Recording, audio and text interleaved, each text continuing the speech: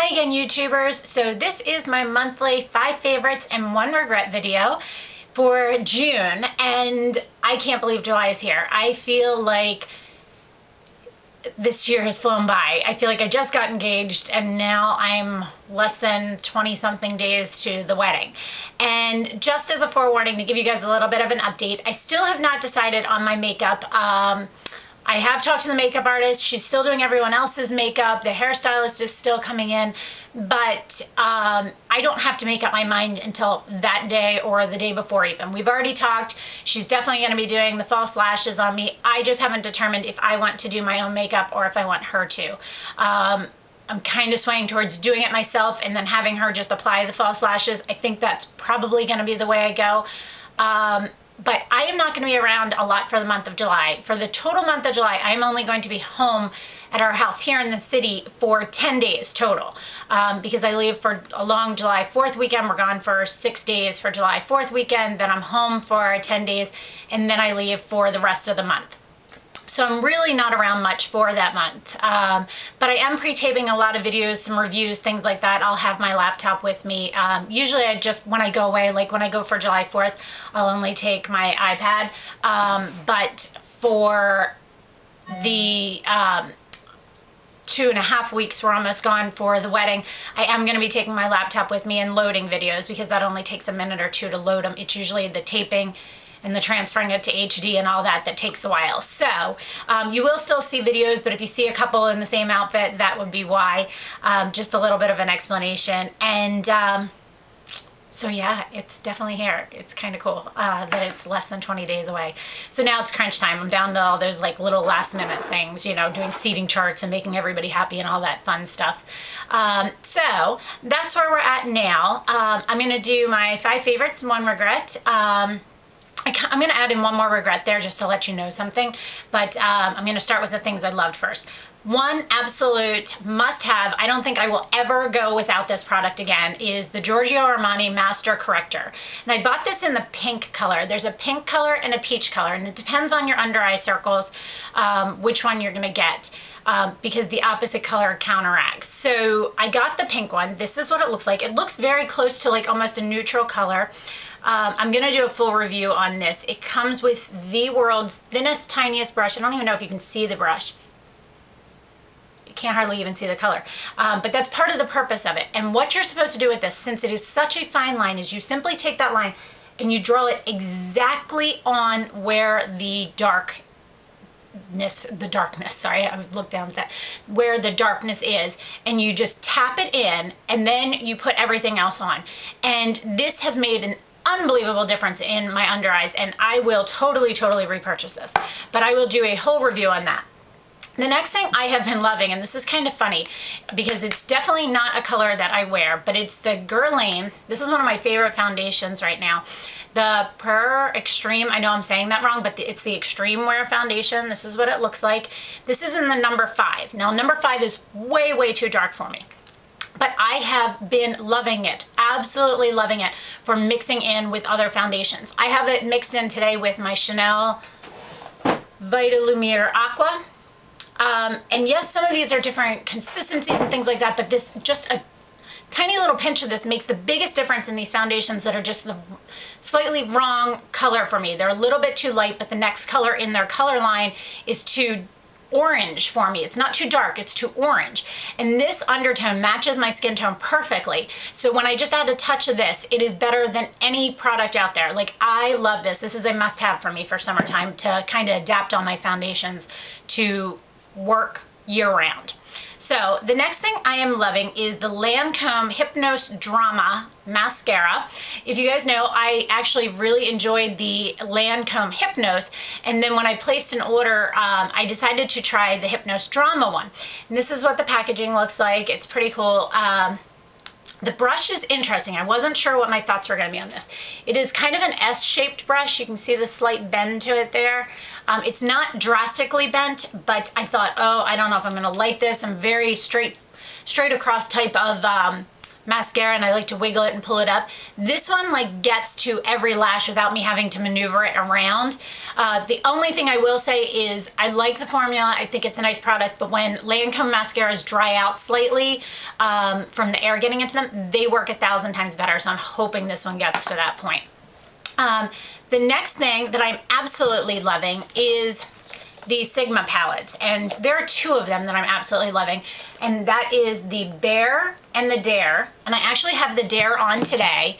See if you can, not sure how much you can see of that, but I have on, let's see here, I have on, let me look now, sorry, I have this color on the lid, this color on my, as a highlight, and this into the crease, and then just a tint of it, a slight dot of this on the outer V, and then it's blended out a little bit with these 2 mixed together right here. And I love it. It's great for the blue eyes. It just is a very natural, light, peachy colored, summery eye look. I'm absolutely loving that. So these are my 2 favorites. The last, when I actually did the haul, I think, I wore the Bare one. I've been wearing all of them. The only one I haven't been wearing is the Flare one. I haven't figured out how I'm gonna use that one yet. I might just test these 2 and do the Flare as a giveaway, since it's not one that I would consistently grab for. These 2 I would consistently grab for. So I'm gonna do a full review on that too. You'll see that over this month.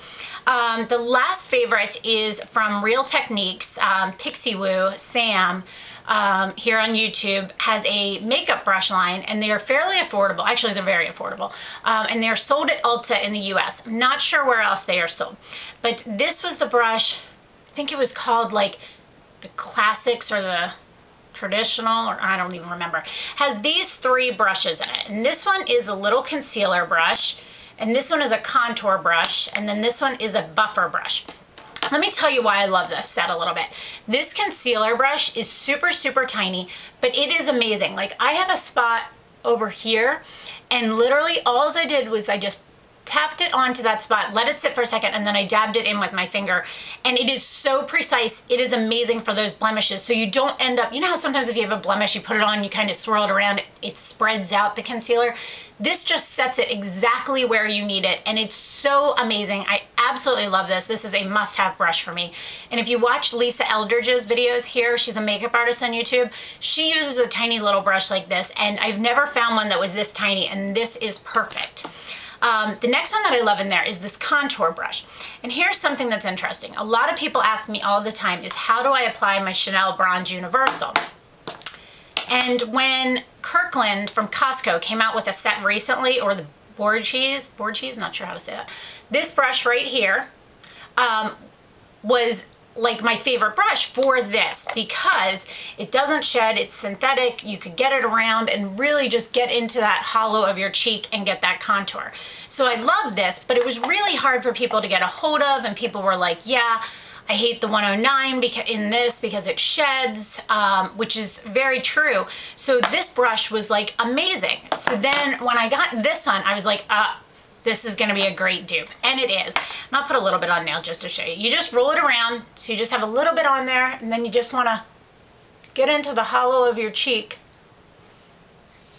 I don't know if you're gonna be able to see the difference on the camera. My camera is not that great for picking up stuff like this, but, and also my hair is down, so it probably isn't helping. But if you could not get a hold of that brush and you want something to use with your Chanel Bronze Universal, this is amazing. And they clean so easily. Like, I've used both of these, like I just used this now, and I've used this one with foundation, and look, it's already back. So the next one in the set is this one right here, and I think it's called their buffer brush. But if you cannot afford the Sigma, if you cannot afford the Sigma F80, which is by far my favorite foundation brush, this is a good inexpensive option. It doesn't shed. It is not anywhere near as dense as the Sigma one, but it will work. You can just buff in, you know, around your skin, things like that, and it does work well. So I really thought that that was a great set. Now, as to my regrets, I did return one set that I bought from the Real Techniques, and that's because it came with a multi-purpose brush, a foundation brush, and a little eyeshadow brush. Well, the multi-purpose brush was pretty much like the blush brush I had, so I didn't need that. I had gotten her foundation brush and I liked the concept of it, but it was way too small, and the one in this set was even smaller. And I wanted to try the eyeshadow brush because everybody said it was great for like under eye concealer, but I wasn't going to keep a whole set for that. So I did return those. I actually returned them the same day as I did the video. So just a note to that. If you're interested in those, don't buy the single ones like this and just buy that set, and then you can get that eyeshadow brush. And the last thing that I'm going to say is a regret, and I'm going to do a full review on this so you guys can understand why I did not think that this was as great. It didn't live up to the hype of what everyone made it out to be, and it is the Giorgio Armani Eyes to Kill. This is what the packaging looks like, and this is in the number 5. I forget what the name is. I thought this color would be gorgeous for blue eyes. Like, look how pretty that is. And I'll even swatch it for you. Like, looks gorgeous. Absolutely gorgeous. But not a fan. Not a fan for the money. Does not go on my eyes as this color. Like, this is beautiful. If it went on as that, I'd love it.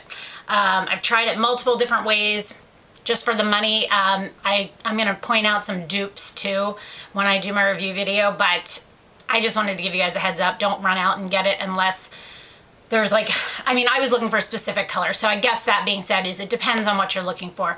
They do have really good staying power, but this was not true to color on me. So, and there are other options out there that I think work very, very similar. So that is my June 5 favorites, 1 regret.